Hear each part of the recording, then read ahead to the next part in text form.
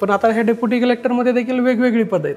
म्हणजे deputy collector झाला म्हणजे तर आता कलेक्टर ऑफिसला मी जिथे काम करतो त्या ठिकाणी जर आपण हे डेप्युटी कलेक्टर जर फील्डवर असतील तर त्यांना प्रांत अधिकारी म्हणतात. म्हणजे सब डिव्हिजनल किंवा सब डिव्हिजनल मॅजिस्ट्रेट असं SDM SDO असं त्यांना म्हणलं जातं जे फील्ड लेवलला काम करतात ते. आणि तेव्हा आपण कलेक्टर ऑफिस आपलं पोस्टिंग असतं तेव्हा ते डेप्युटी कलेक्टर त्या ठिकाणी वेगवेगळ्या ब्रँचला असतात. जसे की रेसिडेंट डेप्टी कलेक्टर असतात, त्याचबरोबर पुनर्वसन डेप्टी कलेक्टर असतात.